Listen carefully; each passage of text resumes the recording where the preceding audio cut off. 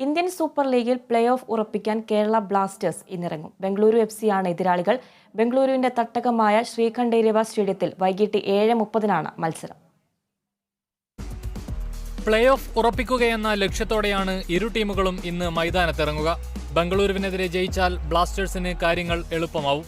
അപ്രതീക്ഷിതമായ തോൽവികൾക്ക് ശേഷം ചെന്നൈയിനെതിരെ വിജയവഴിയിൽ തിരിച്ചെത്തിയതിന്റെ ആശ്വാസത്തിലാണ് മഞ്ഞപ്പട.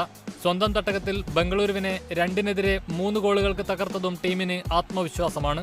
എന്നാൽ പരിക്കേറ്റ ലെസ്കോവിച്ചിന്റെ അഭാവത്തിൽ പ്രതിരോധ നിരയിലെ ഉലച്ചിൽ ബ്ലാസ്റ്റേഴ്സിന് തലവേദനയാണ്. ലെസ്കോവിച്ച് ഇന്നും കളിക്കാൻ സാധ്യതയില്ല. മുന്നേറ്റ നിരയിലെ പിഴവുകൾ മറികടക്കേണ്ടത് അനിവാര്യമാണ്. കൃത്യതയില്ലാത്ത പാസുകളാണ് കഴിഞ്ഞ മത്സരങ്ങളിലെല്ലാം ബ്ലാസ്റ്റേഴ്സിന് വലിയ തലവേദനയായത്. അവസാന 5 കളിയിൽ 2 മാത്രമേ ബ്ലാസ്റ്റേഴ്സിന് ജയിക്കാനായുള്ളൂ എന്നത് ഈ പിഴവുകൾ മറികടക്കാൻ കഴിയാത്തതുകൊണ്ട് തന്നെയാണ്. അതേസമയം അവസാന 5 കളിയും ജയിച്ചാണ് ബംഗളൂരുവിന്റെ വരവ്. പട്ടികയിൽ 25 പോയിന്റുമായി 7ാമതാണ് ബംഗളൂരു. ഇരു ടീമുകളും നേർക്കുനേർ വന്ന മത്സരങ്ങളിൽ 6 ബംഗളൂരു ജയിച്ചപ്പോൾ 3 മാത്രമാണ് ബ്ലാസ്റ്റേഴ്സിന് ജയിക്കാനായത്. 2 മത്സരങ്ങൾ സമനിലയിൽ പിരിഞ്ഞു.